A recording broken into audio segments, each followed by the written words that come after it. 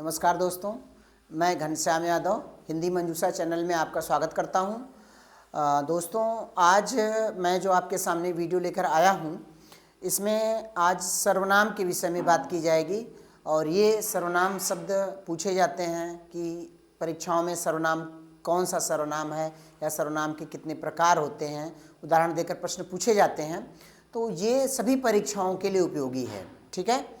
और अगर आप चैनल पर पहली बार आए हैं तो मेरे चैनल को आप सब्सक्राइब करें और उसको शेयर भी करें। कमेंट बॉक्स में आप कमेंट ज़रूर करिएगा, ठीक है। तो दोस्तों, आइए हम शुरू करते हैं। आज का जो हमारा टॉपिक है सर्वनाम, ठीक है। तो सबसे पहले हम देखेंगे सर्वनाम की परिभाषा। सर्वनाम क्या है, परिभाषा इसकी, सर्वनाम, ठीक है। पहले तो इसका शाब्दिक अर्थ अगर हम देखें, सर्वनाम शाब्दिक अर्थ सबका नाम। शाब्दिक अर्थ इसका क्या हो गया? सर्वनाम शब्द का शाब्दिक अर्थ क्या हो गया? सबका नाम। यानी एक कॉमन नाम हो जाए जो सबके लिए प्रयोग हो, वो क्या होगा? सर्वनाम। यानी वह नाम जो सबके लिए प्रयोग हो वो क्या होगा? सर्वनाम होगा, ठीक है। यानी सबका नाम ले लिया गया कि जैसे तुम कह दिया गया, हम कह दिया गया, तो इसमें जितने भी लोग हैं वो सब इसमें आ जाएंगे, तो उसको हम कहते हैं सबका नाम या सर्वनाम, ठीक है। अब हम बात करते हैं यहाँ पर इसकी परिभाषा की। देखिए, परिभाषा तो बहुत ही आसान है इसका कि संज्ञा के स्थान पर प्रयोग होने वाले शब्दों को हम क्या कहते हैं? सर्वनाम कहते हैं। यानी वह शब्द जो संज्ञा शब्द प्रयोग हुआ है वाक्य में, उसके स्थान पर प्रयोग किया जाए, जो उसको हटा दे, रिप्लेस कर दे, ठीक है, उसको हम कहते हैं क्या? सर्वनाम। या यूं कह लें कि संज्ञा शब्द की पुनरुक्ति को, यानी बार बार हमको दोहराना ना पड़े, तो उसकी जगह पर हम सर्वनाम शब्द का प्रयोग करते हैं, ठीक है। तो परिभाषा हो गई कि संज्ञा के स्थान पर, संज्ञा के स्थान पर प्रयुक्त होने वाले शब्द, संज्ञा के स्थान पर प्रयुक्त होने वाले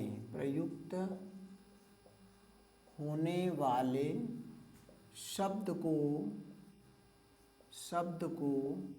सर्वनाम कहते हैं, ठीक, सर्वनाम कहते हैं। ये आपकी हो गई साधारण परिभाषा, ठीक, सर्वनाम कहते हैं।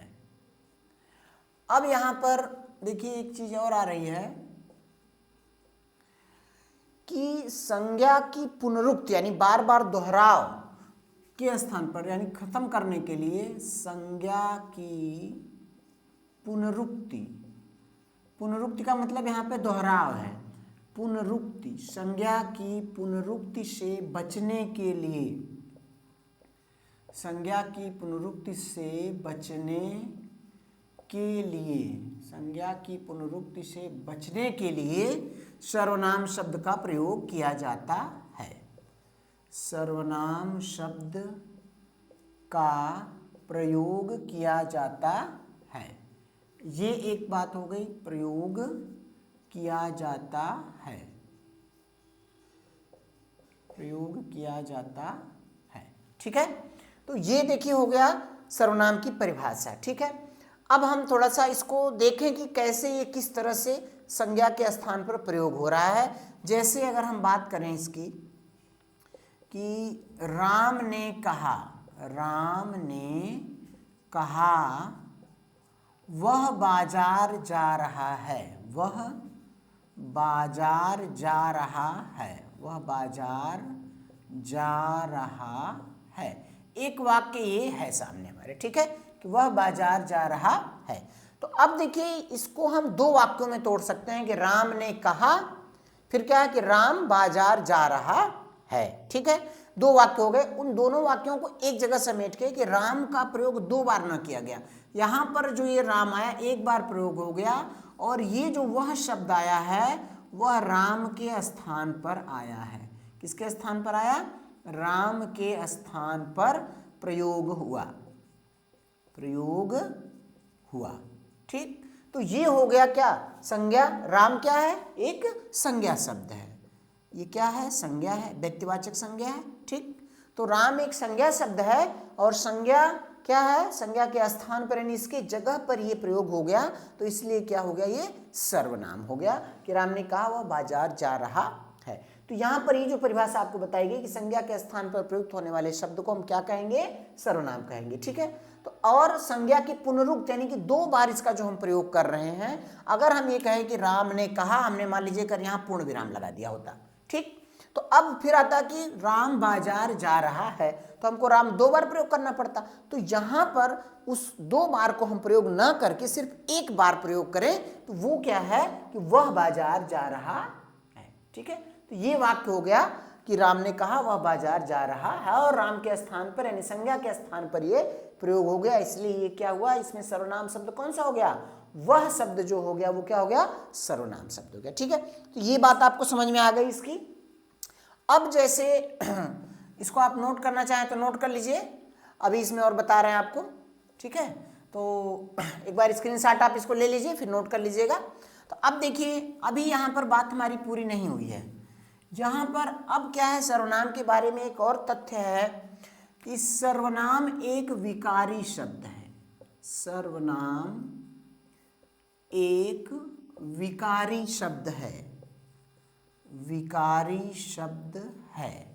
ठीक है, विकारी शब्द है, विकारी शब्द है। आपको इसके पहले हमने वीडियो बनाया था, उसमें संज्ञा के बारे में बताया था कि संज्ञा एक विकारी शब्द है, तो उसी तरह सर्वनाम भी एक विकारी शब्द है।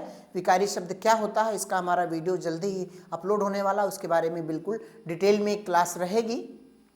तो विकारी शब्द को बस मैं आपको थोड़ा सा बता दे रहा हूँ कि वह शब्द जो अपने आप को बदलता नहीं है, कर्ता लिंग पुरुष वचन के अनुसार अपने आप को बदलता नहीं, यानी उसमें परिवर्तन नहीं होता है, उन शब्दों को हम क्या कहते हैं, विकारी शब्द कहते हैं।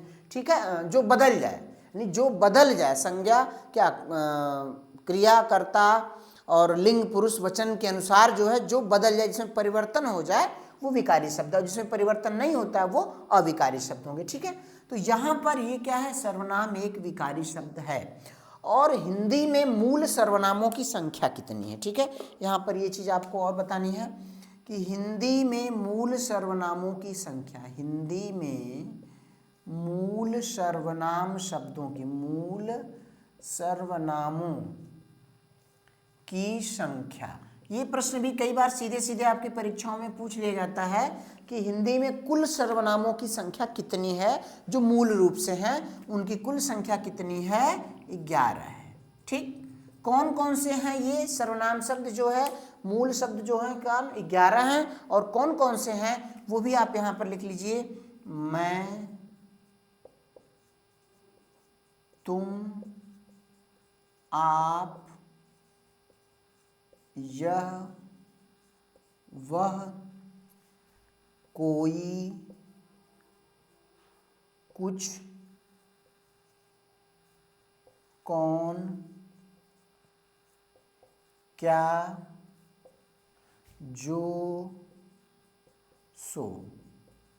हो गए 11। 1 2 3 4 5 6 7 8 9 10 11, ये 11 जो शब्द हैं यानी 11 शब्द हैं सर्वनाम के, इनको हम क्या कहते हैं, हिंदी में मूल सर्वनाम शब्द हैं। बाकी और जो सर्वनाम शब्द हैं वो इनसे बनते हैं, इनसे, इनके द्वारा ही उनका निर्माण होता है। जैसे अभी आ गया कि मैं की जगह हमने प्रयोग कर दिया, हम प्रयोग कर दिए। ठीक है, तो ये क्या हो गया, ये मैं एक वचन है और हम क्या हो गया, उसका बहुवचन है, तो हम भी एक सर्वनाम है। ठीक है, तुम्हारा है, तुम्हारा, तुम्हारी, ये सभी क्या है, सर्वनाम शब्द है। ठीक है, ये सभी सर्वनाम शब्द है, लेकिन क्या है, ये मूल शब्द नहीं है, इनसे निकलकर, जैसे तुम से तुम्हारा तुम्हारी बन गया। ठीक है, तो ये मूल शब्द आपसे प्रश्न पूछा जाता है सीधे सीधे परीक्षाओं में कि हिंदी में सर्वनाम शब्दों की कुल संख्या कितनी है, तो मूल सर्वनाम शब्द ही आपको बताना है, वो कितने हैं, 11। ठीक, अब इस बात को आप पूरी तरह से समझ गए, आप इसको नोट कर लीजिए, फिर इसके बाद हम आगे सर्वनाम के भेद बताने जा रहे हैं। ठीक है, नोट करिए इसको, आप स्क्रीनशॉट आप ले सकते हैं इसका आसानी से। ठीक है, ओके, अब देखिए हम आगे बात कर रहे हैं सर्वनाम के भेद या प्रकार। ठीक है, परिभाषा हो गई, मूल सर्वनामों की संख्या हो गई, और अब आते हैं हम सर्वनाम के भेद पर। ठीक है, सर्वनाम के भेद, सर्वनाम के भेद। ठीक, अब यहां पर देखिए प्रयोग के आधार पर सर्वनाम के 6 भेद हैं। प्रयोग के आधार पर, यानी जिस तरह से वाक्यों में प्रयोग किया जाता है उस आधार पर, प्रयोग के आधार पर सर्वनाम के 6 भेद हैं। प्रयोग के आधार पर सर्वनाम के कुल कितने भेद हैं? 6 भेद या प्रकार हैं। 6 भेद या प्रकार हैं।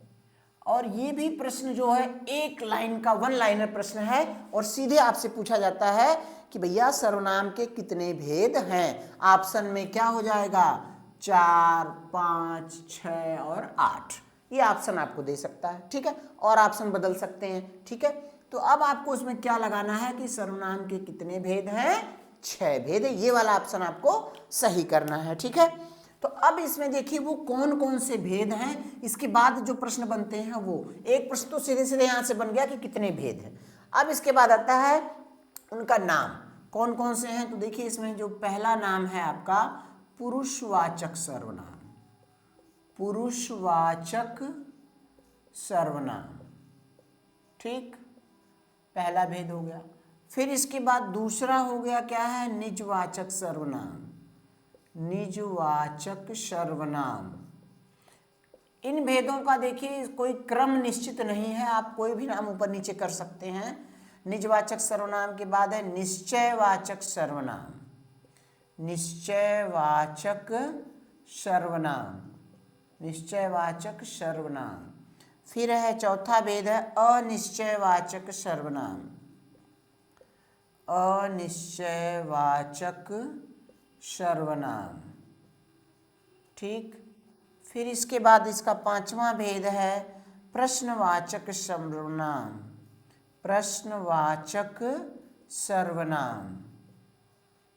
फिर इसके बाद अगला भेद इसका है आपका संबंधवाचक सर्वनाम, संबंधवाचक सर्वनाम। ये रहे आपके सर्वनाम के 6 भेद। अब देखिए यहां से एक प्रश्न आपको जनरेट होता है, बनता है क्या कि 6 भेद तो पूछ लिया, अब इसमें से आपको दे देगा कोई ऑप्शन में 1, 2, 3 सर्वनाम दिया और एक उसने दूसरा दे दिया। मान लीजिए कि आपको ये 3 दे दिया और एक दे दिया व्यक्तिवाचक सर्वनाम दे दिया। ऑप्शन में क्या दे दिया? व्यक्तिवाचक सर्वनाम A, B, C, D में चौथा D दे दिया व्यक्तिवाचक सर्वनाम। तो अब उसमें से क्या प्रश्न बनेगा आपसे? अब प्रश्न ये पूछेगा कि निम्न में से कौन एक सर्वनाम का भेद नहीं है। तो नहीं वाले प्रश्नों पर बहुत ज़्यादा आपको ध्यान देने की ज़रूरत है कि कई बार स्टूडेंट्स ऐसा करते हैं कि उस पर ध्यान नहीं दिए और उसमें से पूछ लिया और वही वाला उनको लगता है कि जो नहीं बताना है उसी को बता देते हैं कि ये वाला है। ठीक है, जबकि जो नहीं है उस तरह के प्रश्न आपको बहुत ध्यान से पढ़कर उत्तर देना होता है। और परीक्षा भवन में परीक्षार्थी अक्सर घबराहट में प्रश्नों का उत्तर, ये नकारात्मक वाले प्रश्नों का उत्तर गलत कर देते हैं। तो आपको उस समय ध्यान से समझकर पढ़कर कि हमें क्या प्रश्न पूछा जा रहा है और उसका क्या उत्तर देना चाहिए, वो ध्यान। प्रश्न आसान रहता है लेकिन हमने क्या जल्दबाजी में घबराहट में उसको गलत करके चले आते हैं और फिर वो आपका नुकसान होता है। तो अब ये आप नाम इसलिए आपको याद रखना है कि कौन कौन से ये सर्वनाम हैं, क्योंकि इसमें से सीधे इनके नाम ही केवल पूछता है कि ये है सर्वनाम का भेद है या सर्वनाम का भेद नहीं है। और जब आपको नाम याद रहेगा तो आप आसानी से उसको बता लेंगे। ठीक है, तो अब हम देखिए बात करते हैं इसमें पहला जो भेद है पुरुषवाचक सर्वनाम, इसकी बात करते हैं। ठीक है, तो आपने इसे लिख लिया होगा। अब हम इन दोनों को मिटा देते हैं, यहाँ पे जो बाकी 5 भेद हैं इसको हम इरेज कर रहे हैं। अब हम बात करते हैं पुरुषवाचक सर्वनाम, इसकी परिभाषा। ठीक है, हाँ, तो देखिए हम पहले बात कर रहे थे क्या पुरुषवाचक सर्वनाम की क्या परिभाषा है। तो पहले हम परिभाषा लिख दे रहे हैं कि देखिए 2 तरह से इसकी परिभाषा है। पहले एक आसान वाली परिभाषा मैं आपको लिख रहा हूं कि जो सर्वनाम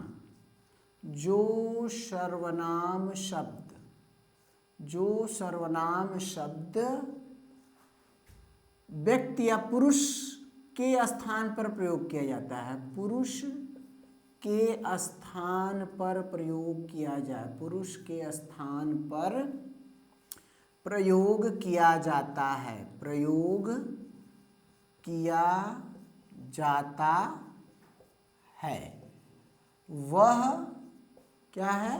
पुरुषवाचक सर्वनाम है, पुरुषवाचक सर्वनाम है। पुरुषवाचक सर्वनाम होता है। ठीक, यहाँ पर पुरुष का अर्थ, यहाँ पर आपको ये स्पष्ट यहाँ लिख दिया जाए, यहाँ पर पुरुष के स्थान पर जो बात आ रही, पुरुष का तात्पर्य महिला एवं पुरुष दोनों कर्ता से होता है, महिला एवं पुरुष दोनों कर्ताओं से होता है, दोनों कर्ताओं से है, दोनों कर्ताओं से है। मतलब सिर्फ ये है कि केवल पुरुष के स्थान पर प्रयोग किया जाए, यानी कि व्यक्ति के स्थान पर, यानी व्यक्ति के स्थान पर प्रयोग किया जाए तो वहां पर क्या होगा? वह पुरुषवाचक सर्वनाम है। अब वह व्यक्ति महिला भी हो सकती है और पुरुष भी हो सकता है। ठीक है, तो जैसे अब इसमें क्या है, जैसे शब्द जो आता है, जैसे कौन कौन से शब्द आएंगे? मैं आ गया, तुम आ गया, ठीक है, मैं तुम, और आप भी शब्द इसमें आ गया, मैं तुम आप हो गया, ठीक है, यह वह, ये सभी क्या पुरुषवाचक सर्वनाम में। हालांकि आप जो है निजवाचक सर्वनाम का एक भेद है, लेकिन तुम के स्थान पर जब हम आदर्श सूचक शब्दों का प्रयोग करते हैं तो उसमें हम आप का प्रयोग करते हैं। तो ये शब्द जो पुरुष के स्थान पर प्रयोग किया जाता है, अब आप एक मिनट थोड़ा सा कंफ्यूज हो सकते हैं, कई लोग इसको पहली बार देखेंगे वीडियो, कहेंगे तो गलत पढ़ा रहा है, भैया इसको चेंज कर लो आप। ठीक है, आप यहाँ पे लिख लो व्यक्ति के स्थान पर, जो सर्वनाम शब्द व्यक्ति, ठीक है, व्यक्ति के स्थान पर प्रयोग किया जाए, इससे स्पष्ट हो जाएगा। ठीक है, यहाँ पर जो पुरुष का तात्पर्य लिखा गया था वो क्या है? महिला और पुरुष दोनों। यहाँ पर हम व्यक्ति और पुरुष दोनों लिख देते हैं। ठीक है, तो ताकि ये स्पष्ट हो जाए, किसी को कंफ्यूजन यहाँ पर न रहे। ठीक है, तो ये हो गया एक तो परिभाषा इसकी हो गई पुरुषवाचक सर्वनाम की, कि जो सर्वनाम शब्द पुरुष अथवा व्यक्ति के स्थान पर प्रयोग किया जाए वह पुरुषवाचक है। ठीक है, आप इसको नोट कर लीजिए। फिर इसके बाद में दूसरी एक परिभाषा बता रहा हूं, फिर उसके आधार पर और चीजें इसमें ऐड होने वाली हैं। ठीक है, आप इसे नोट करिए।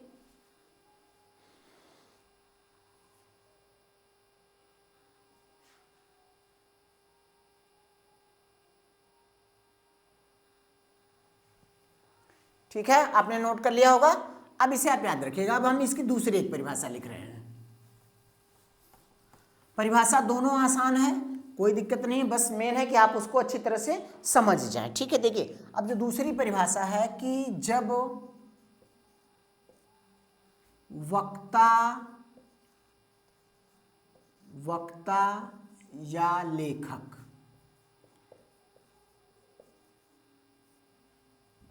कोई शब्द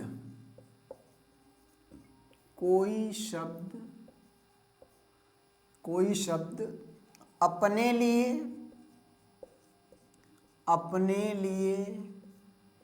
या श्रोता अथवा पाठक के लिए, या श्रोता अथवा पाठक या किसी अन्य के लिए, या किसी अन्य के लिए प्रयोग करता है, या किसी अन्य के लिए प्रयोग करता है, प्रयोग करता है। वाक्य का एक बार फिर से संयोजन देखेंगे। जब वक्ता या लेखक कोई शब्द अपने लिए या श्रोता अथवा पाठक या किसी अन्य के लिए प्रयोग करता है, तब वह शब्द, यानी जो शब्द उसने प्रयोग किया है वह शब्द पुरुषवाचक सर्वनाम कहलाता है, पुरुषवाचक सर्वनाम कहलाता है। ये बिल्कुल एकदम सटीक परिभाषा है, अभी आपको बताएंगे, स्पष्ट हो जाएगा। पुरुषवाचक सर्वनाम कहलाता है। ठीक, ये है आपका। देखिए एक बार फिर से इसको समझिए, बहुत ही आसान और मीनिंगफुल है। जब कोई वक्ता या लेखक, ठीक, कोई भी शब्द जो वो अपने लिए जब स्वयं के लिए प्रयोग करे कि मैंने ये बात कहा, ठीक है, या लेखक ने बोला कि मैंने ये बात लिखी या मेरे द्वारा ये लिखा गया है, तो मैं शब्द का प्रयोग वहां पर हो रहा है। तो अपने लिए या श्रोता अथवा पाठक, यहाँ पर दो चीजें हैं। इसी आधार पर आपको पुरुषवाचक सर्वनाम के 3 भेद आने वाले हैं। देखिए क्या क्या आधार है। एक तो हो गया क्या, वक्ता या लेखक, ठीक। फिर इसके बाद है अपने लिए, अब किसके लिए, श्रोता अथवा पाठक। एक दूसरा आदमी हुआ श्रोता या पाठक, और या किसी अन्य के लिए, ठीक है। यहां पर 3 कर्ता यहां पर आ रहे हैं। तो ये जो है जब इस तरह का प्रयोग हो, जो शब्द का प्रयोग, जिस शब्द का प्रयोग किया जाए, तो क्या होगा, वह शब्द, वही शब्द क्या होगा, पुरुषवाचक सर्वनाम कहलाता है। अब इसको थोड़ा सा हम और डिटेल में समझते हैं कैसे। देखिए यहां पर बात आई वक्ता या लेखक की। तो वक्ता कौन होता है, जो कोई बात कहता है, ठीक, वक्ता हो गया, या लेखक हो गया, उसने उस बात को लिख कर कहा, और वक्ता ने कैसे कहा, बोल कर कहा, सुना कर कहा, ठीक। तो अब हमने बोला, वक्ता ने बोला, तो सुनने वाला जो व्यक्ति है वो क्या हो गया, श्रोता हो गया, ठीक है। तो देखिए वक्ता अथवा श्रोता, इनका एक दूसरे से सहसंबंध है। फिर लेखक ने बात को लिखा, वो लिख के चला गया या लिख के उसने पब्लिश कर दिया, ठीक। तो अब क्या हुआ, जो उसको लोग पढ़ रहे हैं, पढ़ने वाले व्यक्ति क्या हो गए, पाठक हो गए। यानी लेखक और पाठक एक दूसरे के सहसंबंध में हो गए कि लेखक के रिस्पेक्ट में पाठक है।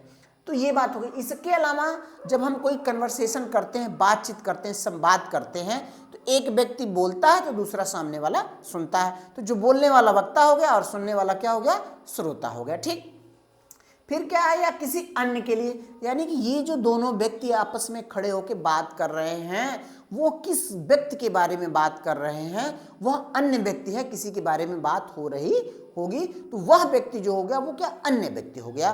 तो वो क्या है, किसी अन्य के लिए प्रयोग करता है, तब वह शब्द पुरुषवाचक सर्वनाम कहलाता है, ठीक। तो अब इस आधार पे, यानी जो इतनी बात हुई है उसके आधार पर पुरुषवाचक सर्वनाम के 3 भेद हैं, ठीक है। अब यहां पर हम लिखेंगे पुरुषवाचक सर्वनाम के 3 भेद होते हैं। पुरुषवाचक सर्वनाम के 3 भेद हैं, 3 भेद या प्रकार, ठीक है, 3 भेद हैं, ठीक है। ये बात आप इतनी नोट कर लीजिए, ये बात नोट करिए। फिर हम आते हैं अगले पेज पर कि 3 भेद कौन कौन से और किस तरह से उसमें कौन कौन से शब्द आते हैं, आप इसको नोट करिए।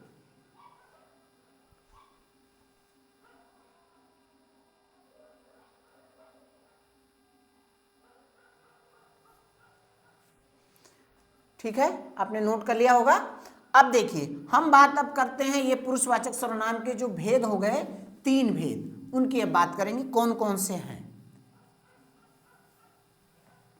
पुरुषवाचक सर्वनाम के 3 भेद हैं, ठीक है।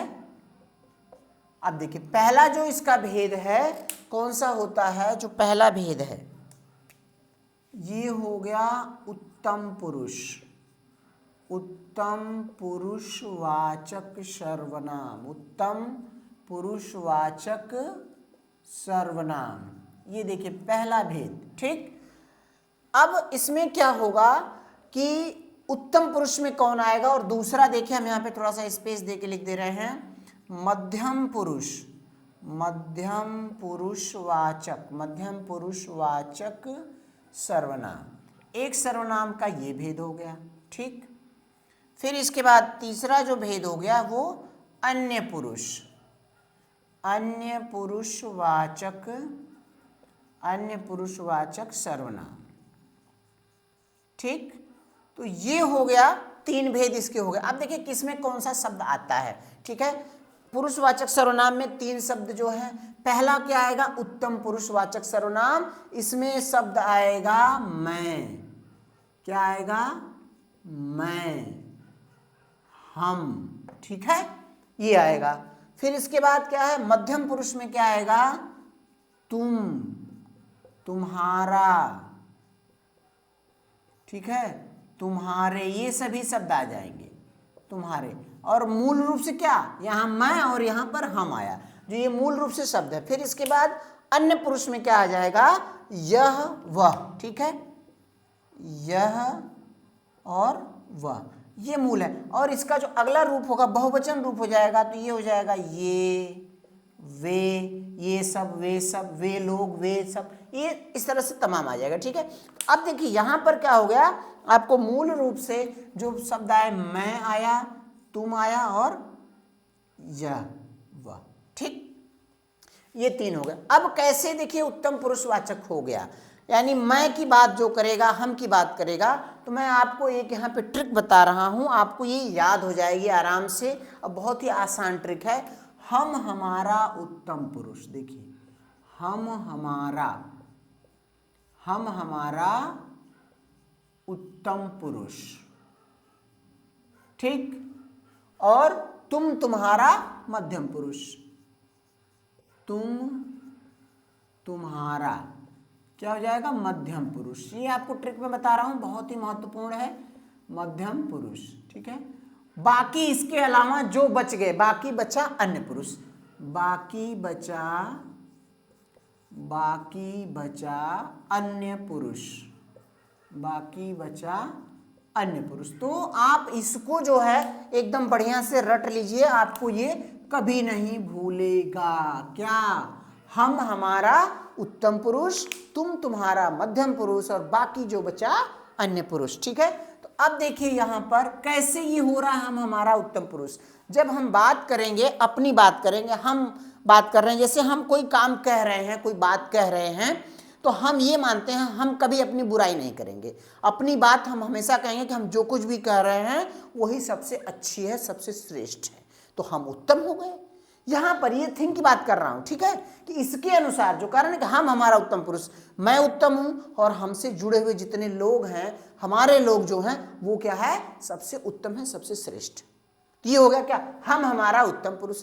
अब हम यही बात किसी सामने वाले को बता रहे हैं, कह रहे हैं, तो अब जो हमारे सामने वो है, तो अब हम उसकी भी शिकायत नहीं करेंगे। ठीक है, तो उसको भी थोड़ा सा हम वैल्यू देंगे कि हाँ भैया ठीक है, तुम और तुम्हारे लोग क्या हैं, वो भी ठीक हैं, बढ़िया हैं, हम तो अच्छे हैं, बहुत अच्छे, बेस्ट, लेकिन तुम भी ठीक हो, खराब नहीं। ठीक है, तो वो क्या होगा, तुम तुम्हारा मध्यम। ने कहा कि ठीक है, मध्यम हो।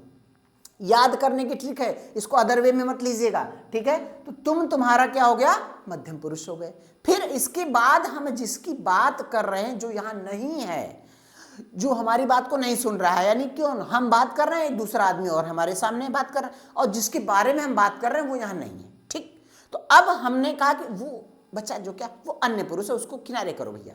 ठीक है, वो अन्य में हो गया। ठीक है, तो अन्य को क्या, थोड़ा सा कम वैल्यू दी जाती है, और हम श्रेष्ठ हैं तो हमको ज्यादा वैल्यू मिल गई। और आप यहां सामने खड़े हैं, भागीदार है, हमारे सभी राज के भागीदार हैं, इसलिए क्या, आपको भी वैल्यू है, तो आपको भी हमने मध्यम बना दिया। तो ये याद करने की ट्रिक है, इसको ध्यान दीजिएगा कि हम हमारा उत्तम पुरुष और तुम तुम्हारा मध्यम पुरुष, बाकी जितने भी कर्ता बचेंगे सब्जेक्ट, वो सभी क्या, अन्य पुरुष में हो जाएगा। तो अब उत्तम पुरुष में आएगा क्या, मैं, हम हमारा में क्या शब्द आएगा, देखो मैं आ गया, हम आ गया, हमारे आ गया, हम लोग आ गए। जब इसका हम बहुवचन बनाए जाएंगे, हमारे लोग, हम सब, ये जितने भी आ जाएंगे उसमें वो हो जाएंगे। ठीक है, और इसी तरह से तुम तुम्हारा, ये हो गया अन्य पुरुष। ठीक है, तो अब मुझे लग रहा है ये चीज आपको अच्छी तरह से समझ में आ गई होगी। ठीक है, अब हम, आप ये चीज नोट कर लीजिए, फिर हम इसका उदाहरण और आपको बता दें। ठीक है, आप स्क्रीनशॉट ले लीजिए। अब देखिए उदाहरण की बात कर रहा हूं, अब जैसे इसमें आ गया, आपको कोई भी आप उदाहरण ले लीजिए उत्तम पुरुषवाचक सर्वनाम में, जैसे मैं स्कूल जा रहा हूं, मैं स्कूल जा रहा हूं। अब यहां पर ये वाक्य आ गया।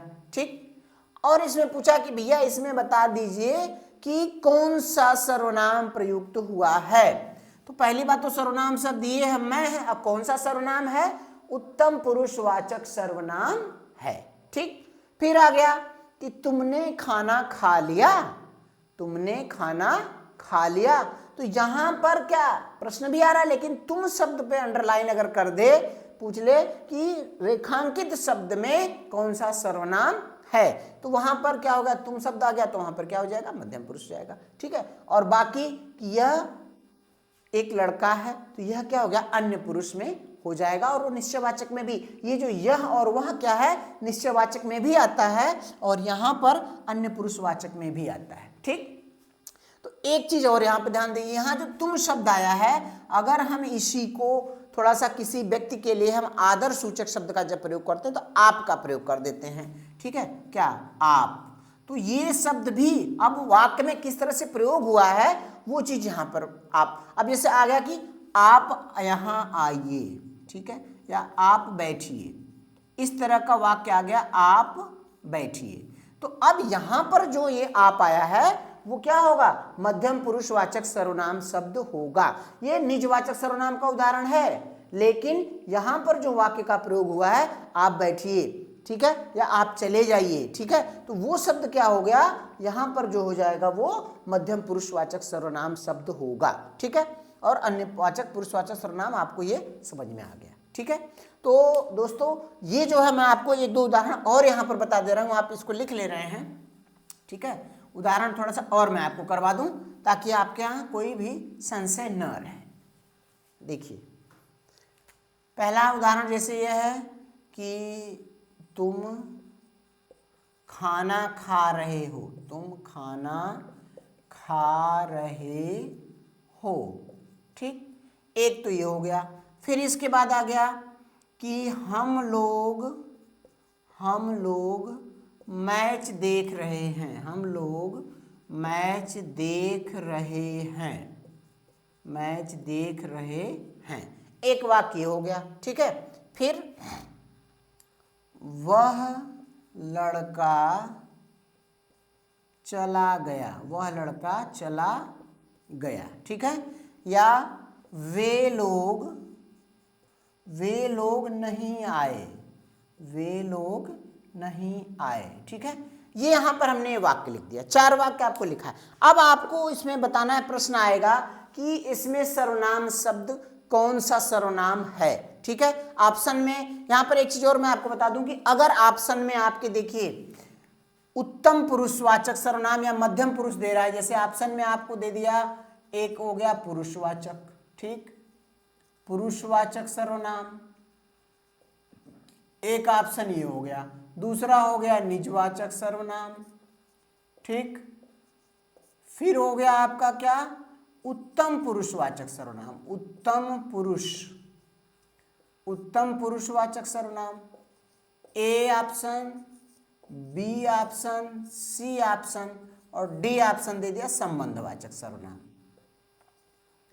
संबंधवाचक सर्वनाम। ठीक है, तो यहां पर ये देखिए आपको 4 ऑप्शन दिया हुआ है और प्रश्न कौन सा दिया हुआ है कि ये वाला प्रश्न है, ये वाला प्रश्न है। ठीक है, इस वाले प्रश्न में पूछ रहा है कि इसमें कौन सा सर्वनाम प्रयुक्त हुआ है। ठीक है, ये देखिए हम लोग मैच देख रहे हैं, ये वाक्य है, इसमें कौन सा सर्वनाम प्रयुक्त हुआ। तो अब यहां शब्द आया हम, और हमने यहां देखिए लिखा क्या है, हम हमारा उत्तम पुरुष। ठीक, तो अब ऑप्शन में देखिए क्या दिया है, पुरुषवाचक भी दिया है और उत्तम पुरुषवाचक भी दिया हुआ है। ठीक, तो ऐसे में हम कौन सा वाला लगाएंगे। ठीक है, क्योंकि ये तो भैया इसी का उपभेद है, ये जो उत्तम पुरुषवाचक सर्वनाम है पुरुषवाचक का तो उपभेद है ना। तो अब इसमें जब उपभेद आता है तब हमको ये वाला जो उपभेद वाला आंसर है ये सही लगाना होगा, ना कि ये लगाना होगा। ठीक है, तो ये वाला इसमें आपका आंसर ये वाला गलत हो जाएगा और उत्तम पुरुषवाचक सर्वनाम जो है वो आंसर सही होगा। किसी भी प्रश्न में अगर मेन भेद का उपभेद भी ऑप्शन में दिया हुआ, दोनों भेद दिया हुआ है, तो आपको कौन सा वाला लगाना रहेगा, जो उपभेद रहेगा वो वाला आंसर लगाना होगा। ठीक है, तो अब यहां पर हो गया उत्तम पुरुषवाचक सर्वनाम।